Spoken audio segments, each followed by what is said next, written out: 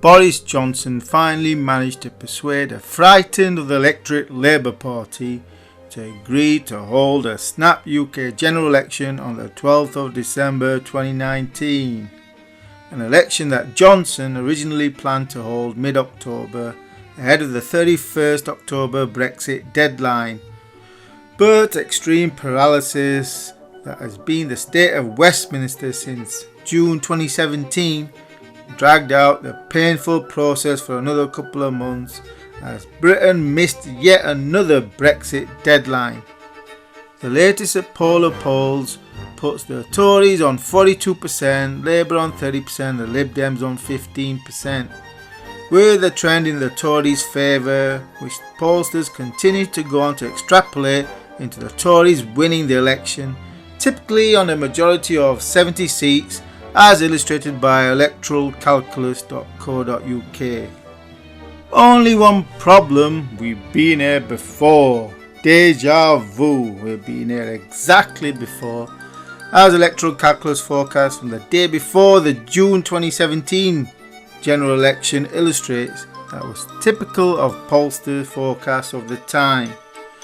So as Theresa May would say, nothing has changed. Nothing has changed. Cut and paste opinion polling, cut and paste forecasts, and likely a cut and paste outcome. All the opinion pollsters without exception got the 2017 general election very badly wrong, just as they had the 2015 and 2010, and not to mention the EU referendum, when John Curtis called it for Remain for 52% to 48%. Therefore, the starting point for any forecast for the December 2019 general election will be an analysis of what were the most accurate predictors for the 2017 general election, as lessons learned to be applied to this election towards resolving in a most probable forecast outcome. However, the whole of my analysis and forecasts are first made available to patrons who support my work. So to get immediate first access to all of my trend forecasts, then do consider becoming a patron by supporting my work for just $3 per month. In mid-April, everything appeared to be going smoothly for Britain. Article 50 had been triggered without any political opposition, apart from a few shrill cries for another independence referendum from north of the Scottish border. But then Theresa May made the fatal mistake of believing the tripe that calls itself Britain's polling industry, that convinced her that a snap general election would yield a landslide victory, thus strengthening Theresa May's hand in the about to begin Brexit negotiations. And so started Britain's descent into chaos, an election campaign that had many Tory supporters asking if Theresa May was actually trying to lose the election by her antics, most notable of which was her U-turn on the manifesto dementia tax. Whilst on the other hand, the mainstream media was totally blind to the way Jeremy Corbyn was galvanising the anti-austerity vote, where every pundit and forecaster without exception, right up until the polls closed on June the 8th, expected the Conservatives to win with an increased majority, with the seats tally ranging as high as 414, though most clustered around 365 seats for the Tories. So everyone got the 2017 UK general election outcome wrong, which included my UK house prices based analysis that was the most accurate predictor for the 2015 general election. However, this time based on April house price data, which implied a Conservative win on 342 seats. So despite being the most accurate of all the forecasts out there, nevertheless did get the election outcome wrong, i.e. unlike for Trump, there was no betting market profits bonanza for this election. And so the election results, rather than bringing strength and stability to Britain, has instead introduced economic, political and social chaos. Even Britain's infrastructure appears to be disintegrating when one looks at the Grenfell fire disaster and its aftermath. One of every cladded tower block tested to date failing fire safety tests, which implies that all the previous safety tests were substandard or fake tests, and it could easily cost several billions of pounds to rectify this national crisis. Political chaos has the Conservatives forced to do a deal with the DUP Protestant fundamentalists of Northern Ireland, whose support has been bought for about £1.5 billion per annum. That's £150 million per DUP MP, which leaves a very bitter taste across the rest of the United Kingdom. And now for the primary purpose of this video, which is for forecasting lessons learned for the next UK general election, so as to increase the probability of arriving at an accurate and profitable forecast conclusion. Snap elections. Unfortunately, Theresa May's snap general election called on the back of opinion polls that suggested a huge landslide election victory, thus implied we were all in for a very boring election campaign. So I found it difficult to motivate myself to get started on the analysis, and only really started to do so just 2 weeks before the election date, when normally I would have begun the process a good 6 months before an election, and seeking to conclude in a forecast at least 1 month before polling day, as I did for Trump, which means a lot of analysis was left undone. No economic analysis, no manifestos analysis, no analysis of mainstream anti-Corbyn bias, and no analysis of social media trends such as YouTube video views. So the first lesson to learn is to recognise that snap general elections only provide for a very limited amount of time to perform all of the necessary analysis, which literally means to drop everything and throw oneself into the process virtually immediately following the election being called, else the probability for an accurate forecast outcome will be low. House prices. The need to remember that house prices wealth effect is the most accurate forecaster for outcomes of UK general elections, i.e. April data implied 342 Tory seats, whilst data for May released on the 7th of June implied just 334 Tory seats, by far the most accurate predictor.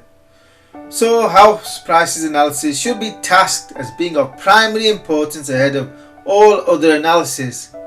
Getting an accurate gauge of house prices trend and momentum going into polling day is the key towards arriving at an accurate forecast conclusion. Everything else should be secondary. Economic analysis. Again, it is necessary to undertake economic analysis, for instance, to answer the questions such as: are incomes rising or falling in real terms? For how do voters feel about their personal circumstances? Where whilst in mid-2015 real terms earnings were rising at the rate of about 2.8%, i.e. the previous Chancellor George Osborne, timing the peak in earnings for the May 2015 general election. However, this time Theresa May called the election for a time when earnings had actually turned negative, a huge mistake. So economic indicators such as this are of great importance, and which I will completely fail to touch upon this time. Manifestos analysis. It is very necessary to perform an analysis of the manifestos and whether they appeal or repel sections of the electorate. The bigger the bribes, the more appealing, and the worse the pain, the more repulsive. Clearly Labour won the manifesto bribes battle, and Theresa May did not help her cause with the dementia tax. In fact, the Tory manifesto was really a disaster, as if it was written to lose the election. And then Theresa May compounded matters by backtracking on one of her main policies, the dementia tax, which was probably the first time a party had done a U-turn on a manifesto pledge during an election campaign, which illustrates just how inept the Tory manifesto and campaign management was. Opinion pollsters do not forecast election outcomes. I was already very sceptical of opinion pollsters at the start of the campaign, Nevertheless, it is wise to realise that opinion polls really are worthless for forecasting the outcome of elections, for they are nothing more than propaganda tools for those who commission the polls. And with the large margins of error, typically plus or minus 5%, ensure the pollsters can claim getting an election right even when they clearly got the outcome very badly wrong. Thus, the only way an opinion pollster will get an election right is through sheer luck, i.e. get 9 elections wrong in a row, then yeah, they could get lucky on the 10th election. What this means is that if my forecast is converging with the pollster's forecast, then that should be a warning that my analysis is probably wrong. I need to go back and see what significant factors I've missed. So the lesson learned is to use opinion pollster forecast as a guide for what is the least probable election outcome. Left versus right.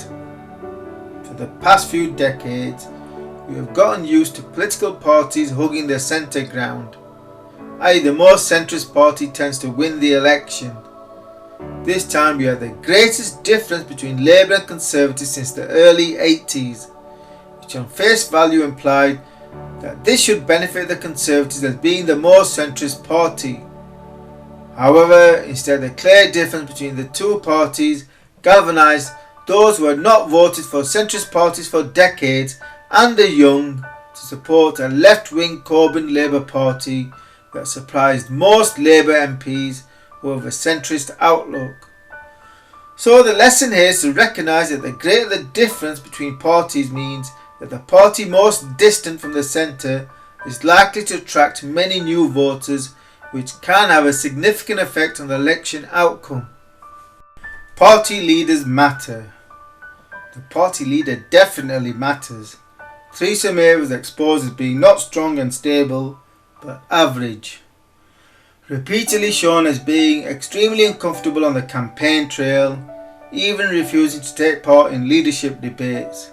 Whilst Jeremy Corbyn is a natural campaigner who by the end of the campaign was even coming across as evangelical, Jeremy Corbyn was by far the better campaigner during the election campaign, and so an analysis of how the party leaders are presenting themselves to the electorate during the campaign is a very important factor that definitely makes a difference to the election outcomes.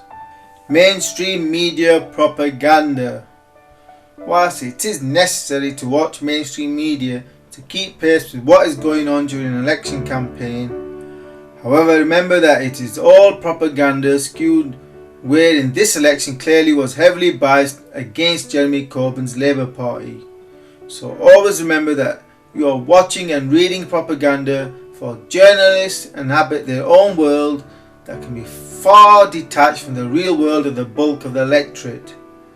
Marginal voters, the 10% or so in the middle, tend to determine the outcome of elections, and most of whom tend to get most of their views and commentary and opinions from social media rather than the mainstream media. Therefore, mainstream print and broadcast media, at least where elections are concerned, have become irrelevant and continue to die a slow death. The key lesson here, when determining the outcome of elections, is to pay attention to what's happening on social media rather than what the mainstream media are broadcasting, i.e. which camp is winning the election war on social media. The most optimistic campaign messages. And lastly, what is the overall message from each political party's campaign? Here the key lesson is that the party that has the more optimistic message will tend to outperform expectations, that which appeals to the concerns of ordinary voters, which is why Labour did well with their anti-austerity policy.